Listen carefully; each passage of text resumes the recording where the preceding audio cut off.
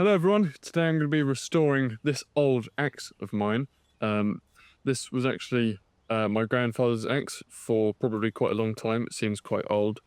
I'll get you close up there so I can see it's quite old. It's a felling axe, it's not a splitter. I just recently restored another axe of my granddad. This is it here. I sort of documented the progress on my channel with YouTube Shorts, so go check those out if you want to see the process of how I did this. This is a much bigger axe, much heavier, which is nice for felling, but it's a heavy axe. But today we're going to be working on this one. So I'm going to walk you through the progress of how to do that, step by step. We're going to do it together. It's going to take me a few weeks, but it'll be good to have these two axes back because I have been using, like I said, these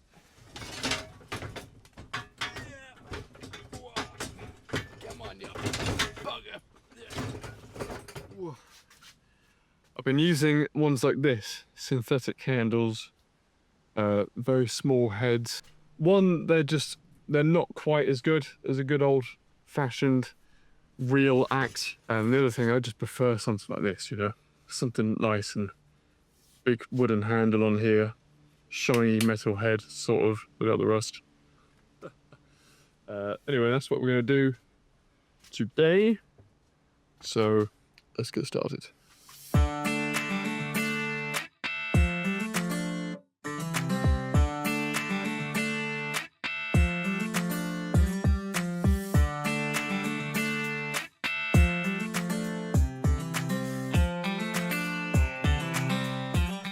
Okay, so to start with, we're going to start by tapping out the old wedge of the axe. I know you're meant to use like a chisel. You're meant to tap the chisel in and then sort of hammer the chisel. It was meant to push it out. I tried that. This probably isn't wide enough for that to work. So I'm just going to use this sort of ballpoint hammerhead for the time being. I'm actually going to put safety goggles on because last time I did this, last time I did this, the hammer and the axe head caused a spark and it flew up and hit me right there. So today, I'm taking extra precautions.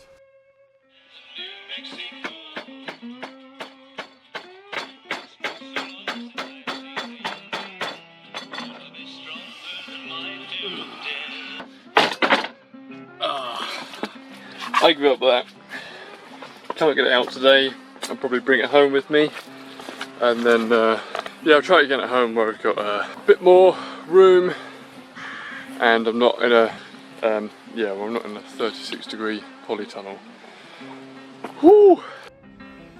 Alright, so because I didn't have the equipment at the woods, I've brought the axe with me to my mum's shed, hence the pretty decorations everywhere. But here I can get to work on sanding this down properly, cleaning it up. This old handle has been a pain to remove. I've drilled through it, but where I've been hitting it so much, it's actually warped the metal around the eye of the axe. Clearly I've done something wrong because it's just not coming out. So for now though, I'm going to focus on restoring the actual metal of the axe. But let's get started on this. I'm going to use an electric sander first, just to wear off all of the rust on top.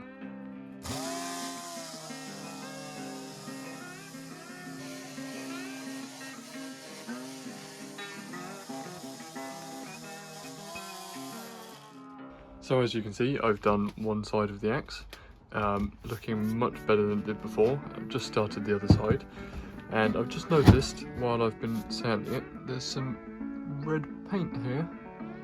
So I wonder if at one time this whole axe head was painted red, or perhaps just this area here, maybe like a fireman's axe or something. I don't know, but you can see number 7 is printed in there. I believe that's the weight. Don't know if that's pounds or kilograms though. I'd imagine it's probably pounds. And yeah, this red paint's very interesting. I will be sanding it off, but it's just interesting to see a little bit of the history of the actual axe.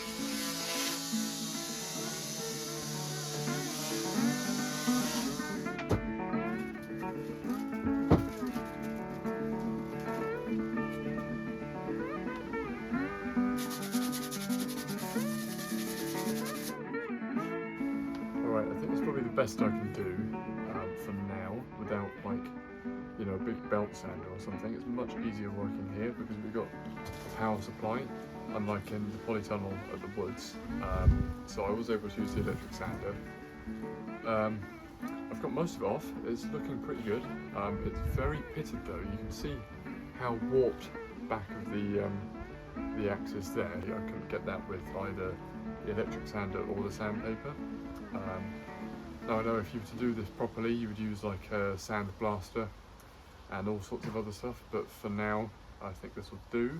And so the next step is to treat it. Alright, so when it comes to treating metal, like either an axe head or a knife blade or something, the last axe I did, I used olive oil, which I'd actually heard somewhere online to use that.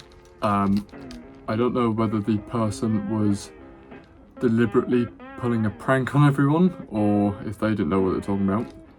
And obviously I only figured this out afterwards anyway, that olive oil is so oxidative that it caused the axe to rust instantly within a couple of days, almost as bad as it was beforehand. So don't use olive oil. A couple of weeks ago I was talking to a blacksmith. If you want to check him out, here is his brand. It's called KD Knives, and he was telling me that the best oil to use, or the oil that he uses at least, is camellia oil. And he was kind enough to give me a little bottle of some that he had with him. So what I'm going to do is I'm going to go ahead and treat the head now, just to get the dust off. There's nothing special about it. And there is still some browning down there from the rust, but this is looking so much better than it was before.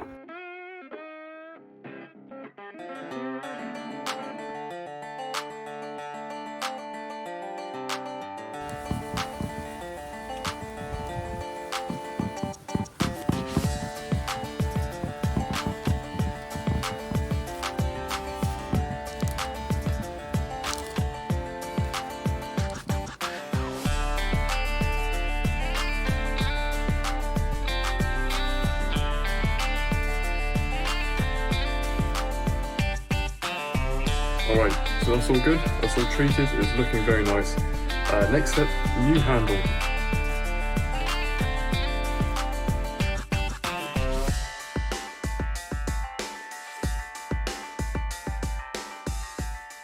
So, do you have any axe handles made of ash? Because I can only see hickory over there.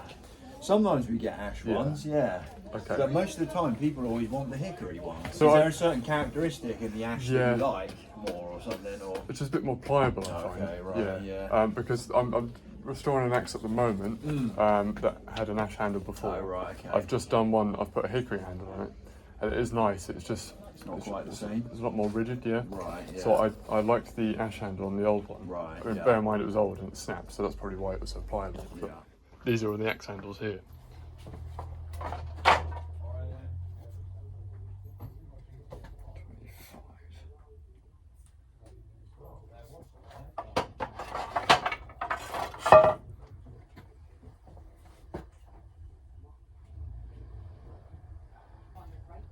Oh yeah. So this one's about the right size, but it's hickory, and ideally I wanted an ash one. But if I measure it with my thumb, that's about the right size. Lots of different options here, but this one's quite nice and lightweight. Alright, so we've got a new handle. This is a hickory handle. I was ideally aiming for ash because this axe had an ash handle before, and there was something about it that just felt really nice. Bear in mind it was old and it did break, but I think it was something about the flexibility of the ash, perhaps a little bit more so than hickory. So it's 3 foot or 92 centimeters. So what's that, 36 inches. So yeah, pretty standard for an axe. However, this handle, as most handles are when you buy them, this has a treating of lacquer on it. You can see there the wax coming off. I don't know if you can be able to see that on the camera there, but it's on there. So what I'm going to do is I'm going to go ahead and sand this handle down. I finally got the old handle out. and this is a fairly decent fit already, but it does need some shaping.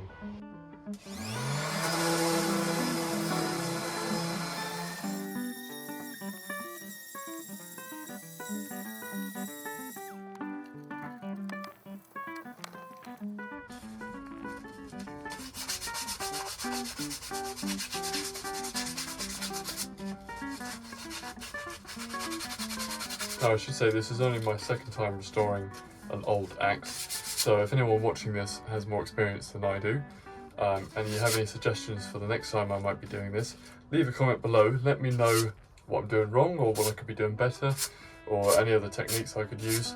And also, if you have experience restoring axes, let me know which kind of wood you prefer between hickory and ash, which are the two main options for axe handles. Personally, there's something about ash that I just love, but hickory's still great. Definitely a great option. I wouldn't say no to hickory, it's just if the option's there, I'd probably go for ash. But let me know in the comments below what you prefer, and if there's a reason that you prefer one over the other. There we go, I've sort of got most of the lacquer off, still a little bit there that I can feel. What I'm going to do now is I'm going to go over it a couple of times with a slightly rougher paper, just because it is quite smooth. I do want a little bit more roughness in there. But if you are going to do it rough, another thing is not just that it's going to leave scratches in it, but it's also that there might be sawdust in there which will clog up when you treat it with oil. It will clog up the holes. So if you're going to treat it roughly, then you want to give it like a wipe down, just get, or like blow it or something, just to get that sawdust out of the pores so that the oil is able to seep in. So too smooth, it's not going to seep in. Too rough, it's going to clog up. So you want to find that right balance.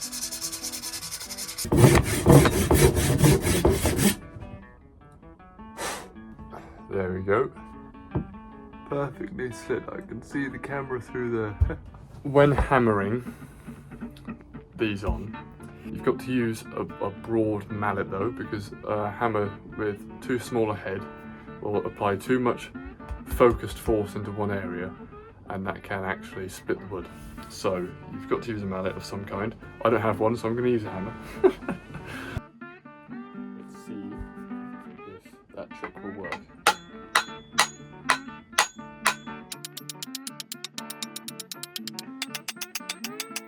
See, I am now starting to dent the wood a little bit on the end there. Looking out for any cracks. There's already a dark patch in the grain. There's no cracks showing though. Use a mallet. Don't do what I'm doing. Use a mallet. Okay, so this is exactly why you do not use a hammer for this kind of work. But the problem with the hammer is there is too much force focused in one small area. And so one little slip and you can see I've just basically completely mashed up the side there, and there's a crack forming at the back of the handle now as well. Okay, so finally, after lots and lots of hammering and sanding it down, I've got the head on. So I also had to cut the end of the handle off. You can see that in hammering it on with a regular hammer, it got completely destroyed. So I've sawed that off, which has made the handle about, I don't know, 2/3 of an inch shorter maybe. But it doesn't matter, it's that, you know, the head is on. So now the next task is to hammer the wedge in. So we've got some wood glue.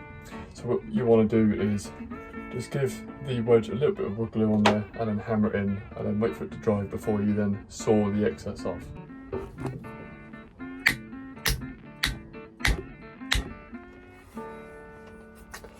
There we go, the wedge is in. That was more difficult than it had to be, which has been almost everything with this axe.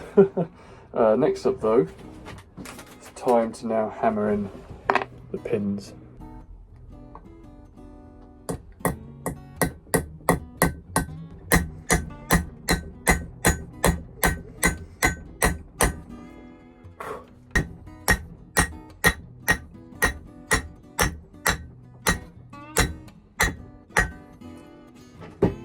Ooh. And there we have it. The wedge and the pins are driven into the eye. It's a little bit messy, so I'm going to sand it down, and then next job Final job is to polish the handle with some beeswax or linseed oil.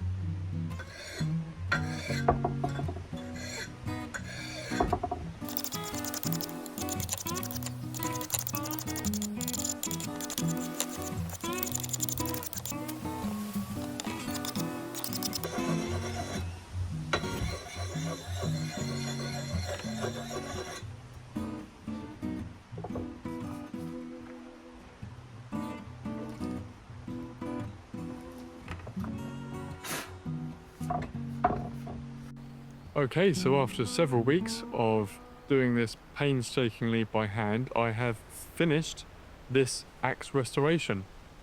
Overall, I'm actually really pleased with how this turned out. As I said, I was doing it all by hand.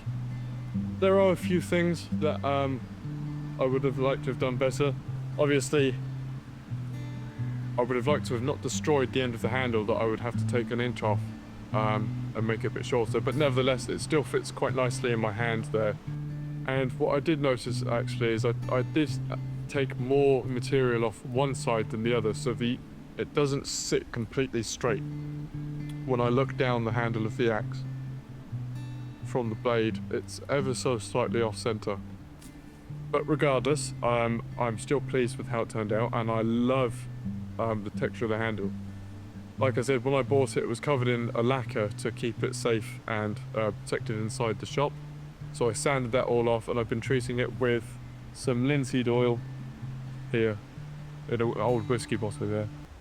And if you happen to be a young guy like me, and perhaps you're in a similar situation to me, where you're sort of having to self-teach all of these skills to yourself, then I'll teach you something now that you might have heard before, but it's good to get a refresher. One really useful trick to make sure that your axe lasts a long time is, after you've hung it, you want to treat the axe handle once a day for the first week that you've hung it.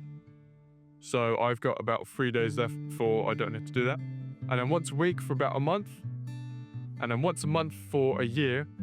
And then after that, maybe 2 or 3 times a year for the rest of the life of the axe.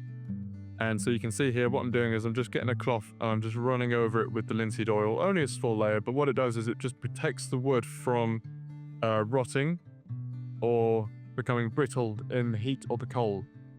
And it also brings out the grain pattern really nicely as well. So there we go, I've gone ahead and oiled that up now. A funny story that I think this might be the axe that this story is about. About 20 years or so ago, my grandfather was down here at the woods swinging an axe, and I guess it was a rainy day, or he just wasn't concentrating, or just an accident happened, and he was swinging the axe and he slipped and the axe hit him on his ankle, and then a blood clot actually formed in his ankle. And yet again, he left it and he put off going to the doctors. He said, "Oh, it'll sort itself, it'll be fine." One day, though, he felt the blood clot starting to move up his leg. And then about 2 minutes later, he went, and he stopped breathing, and he couldn't breathe because what had happened was the blood clot had moved all the way up his leg, I guess up to his heart, and had gone into his lung, and one of his lungs collapsed. And so that's, he was fine, they got it sorted. But that's always a funny story about my granddad just sort of putting things off. And so while I was restoring this, I actually noticed that the bit on this axe has a corner chipped off. And so while I was restoring this axe, I remembered that story, and I actually wonder if this was the axe that he hit his ankle with.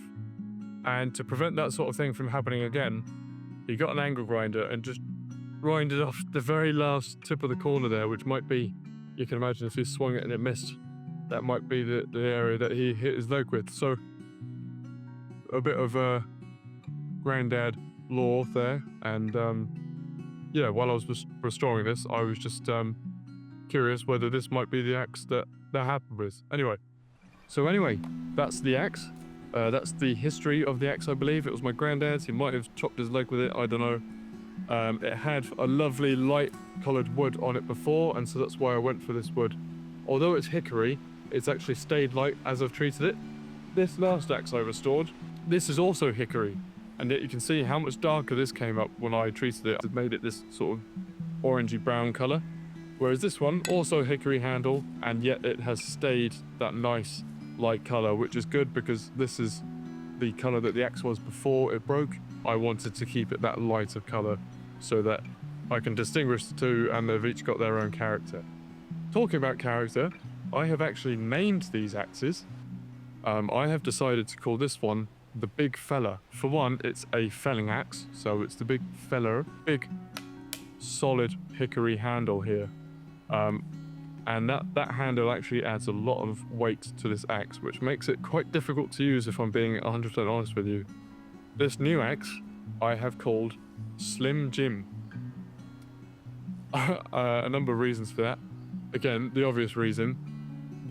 Although the bit on this axe is actually about half an inch longer than the big fella, the eye is quite a bit smaller. And so because it's a smaller eye, it's a smaller handle, it's a slimmer handle, which I had before, which makes it quite a bit lighter to use, although the head is the same weight as the big fella. And yeah, so that's the obvious reason why it's called Slim Jim. It's just a funny name because it's a slim axe. Also, the other reason was that my grandfather's name was Jim, and this was the axe that I inherited from him. The other one that I inherited, this big fella, was already broken by the time it was passed down to me. This one, however, I continued to use for about a year before it broke. So that's why it's called Slim Jim. They've also got nicknames as well that I haven't actually written on the axe. This one I called Marston, and this one's called Morgan. Anyone who gets that reference, you'll probably appreciate it. So, without further ado, let's go try this thing out. Okay, so I went looking for a tree to cut down, and there is an area of my woods where there are loads of standing dead ash trees. And I spotted one that I thought would be perfect to cut down, but it had been completely tangled up by brambles, so I couldn't get to it, and I ended up slicing my arms up. But I still want to try the axe out, so what I'm going to do is, there's this old tree stump here. It's, I believe, a Douglas fir. It's got to come out anyway. So what I'll do is I'm just going to swing at this a little bit and just see how the axe is.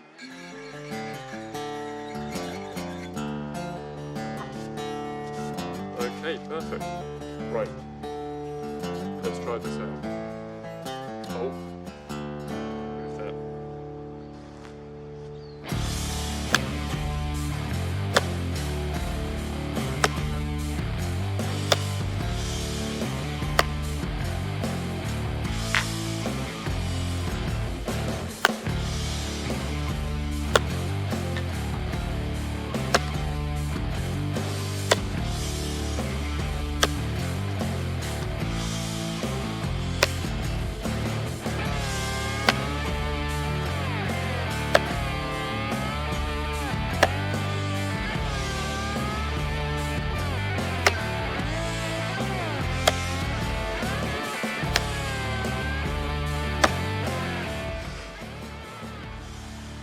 I'm very impressed. I like it.